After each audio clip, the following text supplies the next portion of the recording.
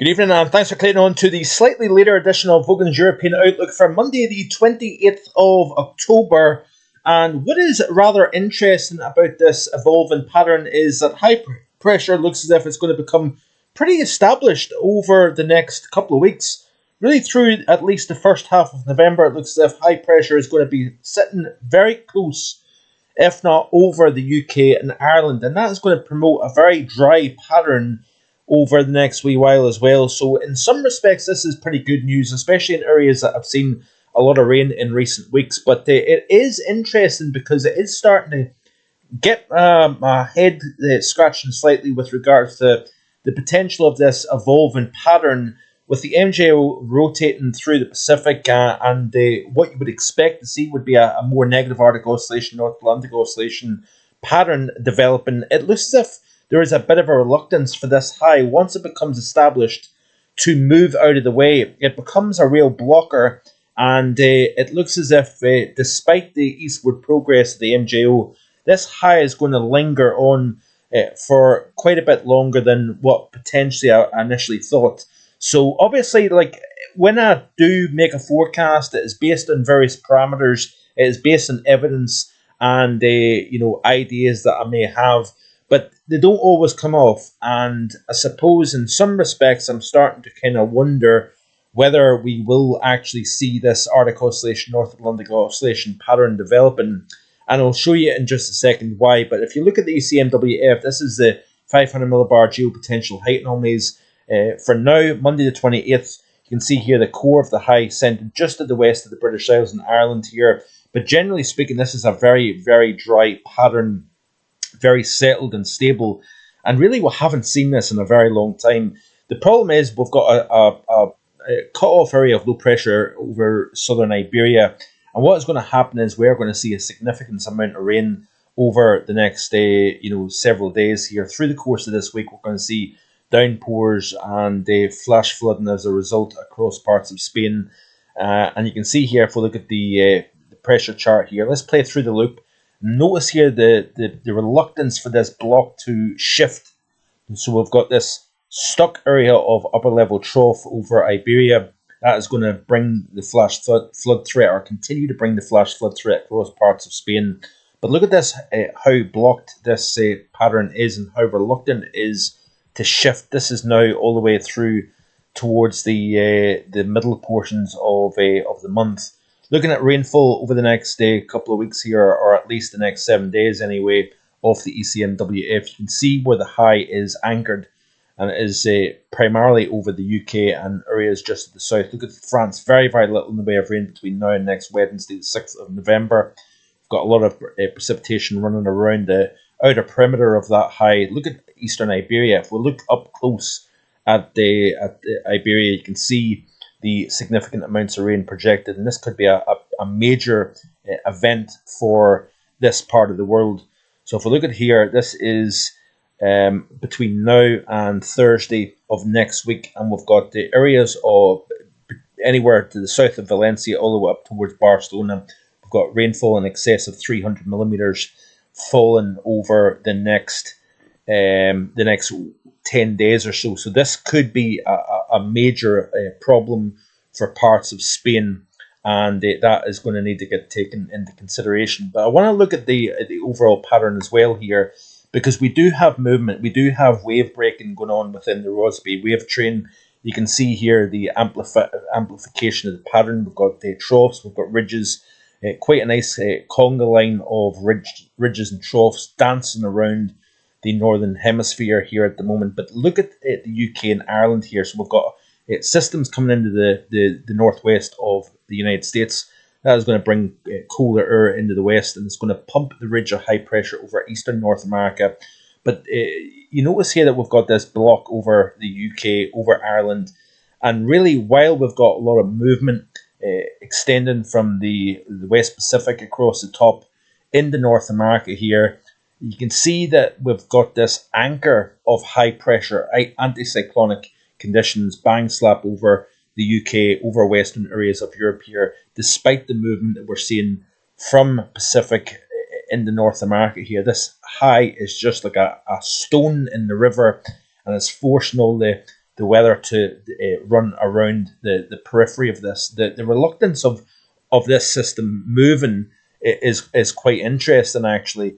So all the way out towards the middle portions of the month, you can see this high just does not want to budge, despite the fact that we're seeing changes taking place elsewhere. And that is dictating quite a significant, it's having quite a significant play in within the Northern Hemispheric pattern itself, because what it's doing is it's creating a reluctance for the Arctic oscillation to go negative. Notice here, as we move towards the end of week one, we've got the Arctic oscillation only going back to neutral as opposed to going negative here. And we've also got the NAO also struggling to go back towards the neutral line here. So despite the fact that we're seeing the MJO moving across the Pacific Ocean, we aren't really necessarily seeing this AO-NAO going negative, as I have been harping on about for quite some time. We may still see changes taking place towards the middle and second half of the month, but certainly through the next 10 to 14 days, there is very, very little sign that this high pressure system is going to kick out of the way, and that could throw a little bit of a wrench in the works. Now, I want to discuss this briefly, this tweet here by Christian, talking about this anticyclonic pattern, how we're starting to reduce the possibility of a negative AO-NAO pattern. So this is a tweet here showing that last days with several important changes in the North Atlantic here. The ATR regime initially seems to disappear in the favour of a European bloc, a positive BLO. Therefore, the hypothesis of a possible negative NAO decreases. This sudden change can also be due to several sub-seasonal forces. And again, there is aspects about this that I struggle to understand myself, so I have to be quite honest with you with that. But this chap certainly does know what he's talking about, and some of the more complex aspects of the overall pattern is discussed quite nicely. It kind of shows that we're backing away. According to this here, this is off the ECMWF. This is over the next 10 to 15 days, showing the verification of the pattern here with the eastward progress of the MJO. But I want to just talk a little bit more within his thread here itself. So the zonal regime, the positive NAO around November is much more likely. So he's now starting to hint that the NAO may stay positive as opposed to going negative due to other forces within the system as well. From the matrices, we observe an increase in the AO index, a sign of a strengthening of the polar vortex, which is another rather interesting aspect to consider here. From this Hofmöller diagram, we can observe static Rossby waves with the blocking along the meridians on the European continent and no longer on the Atlantic. So it's showing a lack of movement with that high, essentially, as far as what I can gather anyway, based on what I'm reading here. In this phase, therefore, there will be a strengthening of the polar vortex in the troposphere and the stratosphere, with a cooling of the PV stratospheric polar vortex and an increase in the zonal winds. The phase 8 to 1 of the MJO stop any eddy transfer towards the stratosphere, strengthening the polar vortex. We have little less resistance on the stratosphere due to this evolution of what's taking place here. We observe a very strong negative NAM in the troposphere, which represents less in the way of friction from troposphere up into the stratosphere, and therefore we strengthen the polar vortex when you've got nothing to really hold it back from not only cooling, but those winds starting to increase. Now, is this creating some sort of doubt with regards to cold further down the road? It's very possible, and I said in yesterday's live stream that I am kind of leaning more towards the warmer side of in terms of winter this year. I have to be honest with that. And he also says that November could therefore be a more anticyclonic, with a medium-high jet stream in Europe. With the prevalence of westerly winds, the phase reflects a new cycle of the MJO, with a decline in the AAM and therefore of any atmospheric forcing.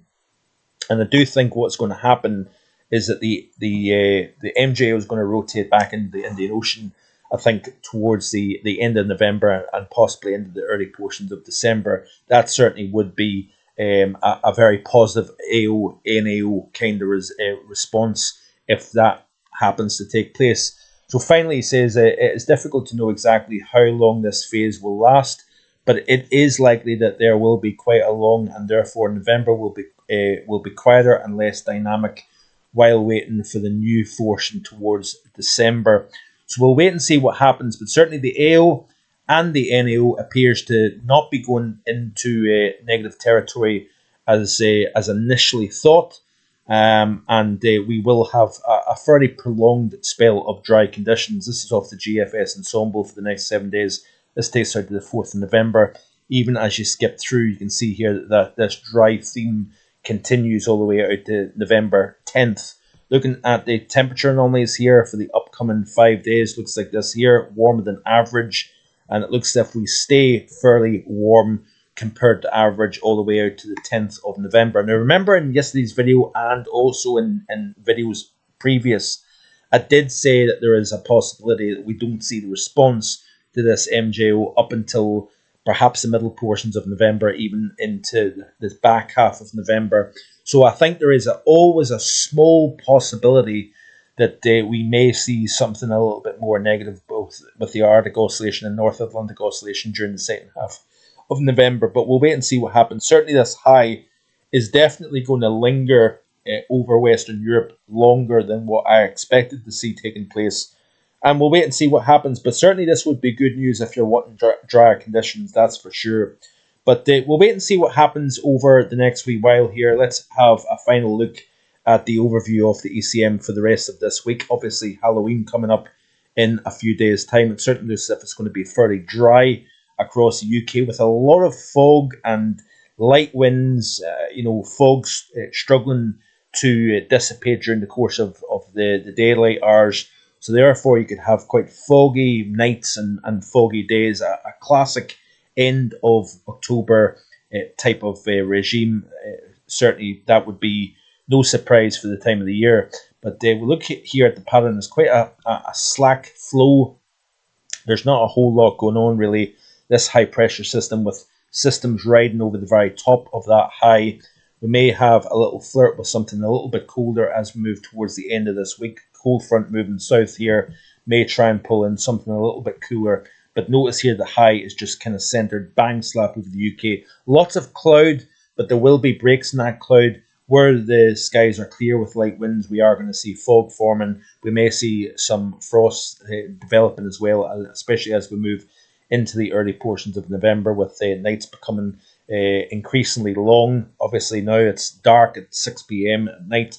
We do have quite a long period of darkness at this time of the year, and over the next several weeks. That is going to allow the temperatures to drop off during the overnight period, but also the fog that develops during the night is going to have a hard time dissipating during the daytime. Looking at Eastern Europe, it looks as if with a high pressure bang over the UK, we do have colder air getting driven south over Scandinavia in the central and eastern areas of Europe here. So we are going to see snow breaking out in some parts of Eastern Europe as we progress through the next week or so here. But it's high and dry across Western Europe. Let's wait and see how long this lasts. Enjoy the rest of your evening, and I'll be back again tomorrow with more. Bye for now.